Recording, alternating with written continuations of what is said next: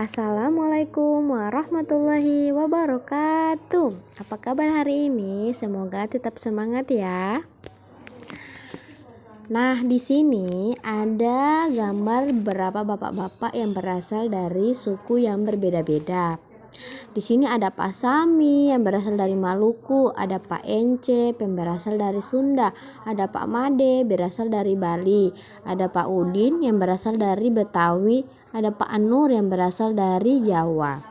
Pak Sami, Pak Ence, Pak Made, Pak Udin, dan Pak Nur tinggal di kampung Babakan. Mereka berasal dari suku yang berbeda-beda.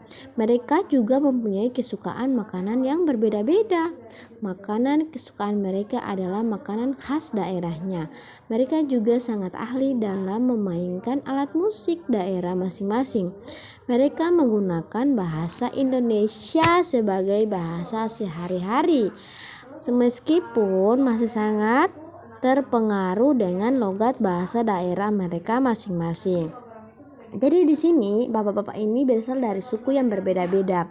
Untuk kesehariannya mereka memakai bahasa Indonesia.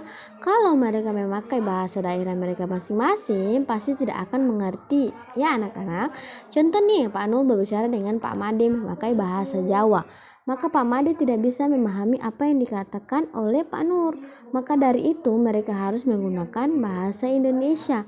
Mereka juga mempunyai makanan dan kesukaan atau kebiasaan yang berbeda-beda sesuai dengan khas daerah mereka masing-masing. Nah, di sini kita akan mengidentifikasi dari Pak Sami, Pak Ence, Pak Made, Pak Udin, dan Pak Nur. Itu asal daerahnya, bahasanya, alat musiknya, pakaian daerahnya, makanannya, tariannya, dan juga kebiasaan dari mereka masing-masing. Nah, di sini ada Pak Sami, Pak Ence, Pak Made, Pak Udin, Pak Nur. Pak Sami yang berasal dari Maluku, bahasa daerahnya adalah Maluku atau bahasa Alifuru. Makanan khas daerahnya adalah bubur sagu ubi atau sambal colo-colo. Ya. Sedangkan alat musiknya adalah tahuri dan cukulele. Kalau pakaian adatnya, orang Maluku biasanya menggunakan baju cele.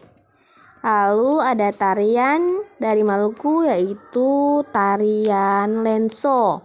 Kemudian kebiasaan dari orang Maluku itu biasanya mereka murah senyum dan suka bercanda. Lalu di sini ada Pak Encep yang berasal dari Sunda. Otomatis bahasa yang digunakan juga adalah bahasa Sunda. Makanan khasnya ada nasi timbel dan dodol Garut. Sedangkan alat musik daerahnya adalah kecapi. Kemudian pakaian adat daerah Sunda adalah kebaya. Lalu tarian dari daerah Sunda adalah tari jaipong dan tari topeng. Kebiasaan dari daerah Sunda atau suku Sunda adalah mereka biasanya murah senyum, suka bercanda, dan sopan. Nah, kemudian ada Pak Made yang berasal dari Bali. Bahasa yang digunakan juga menggunakan bahasa Bali. Kemudian makanannya adalah ayam betutu. Alat musiknya menggunakan alat cengceng Bali. Pakaian daerah Bali adalah payas atau agung. Tariannya adalah tari kecak atau tari janger. Kebiasaannya adalah ngaben atau pembakaran mayat. Biasanya orang menguburkan jenazah, tetapi di Bali mereka membakar mayat tersebut. Nah, di sini sekarang ibu guru punya tugas buat nenek-nenek sekalian. Coba cari tahu makanan atau alat musik, tarian, pakaian adat, dan kebiasaan dari Pak Udin dan Pak Nur. Kalian bisa share di Google atau kalian juga bisa menanyakan langsung kepada orang tua kalian atau kepada teman-teman kalian tentang pakaian dari atau kebiasaan dari Pak Made dan Pak Nur. Nah, di sini mereka adalah contoh keberagaman masyarakat Indonesia. Meskipun mereka dari suku yang berbeda-beda, tapi mereka hidup berdampingan dengan baik. Ingin tahu cerita tentang mereka? Bacalah teks berikut. Siap menghadapi musim hujan. Nah, di sini Pak Nur dan teman-temannya sedang melakukan kerja bakti. Musim hujan hampir tiba. Warga desa Kampung Babakan berdiskusi untuk melakukan kerja bakti. Mereka berencana membersihkan selokan. Mereka sepakat ketika selokan bersih, warga tidak akan kebanjiran. Maka dari itu, semua warga terlihat sangat bersemangat membersihkan selokan. Pak Sami dan Pak Udin sibuk mengambil sampah yang ada di dalam selokan. Pak Made dan Pak Udin memastikan saluran selokan lancar. Pak Nur mengambil sampah-sampah dan meletakkannya di gerobak sampah. Kemudian setelah acara kerja bakti selesai, warga berkumpul untuk menikmati teh hangat dan pisang goreng. Makanan tersebut dimasak oleh warga ibu-ibu. Mereka senang karena selokan desa sudah bersih. Kini mereka siap menghadapi musim hujan.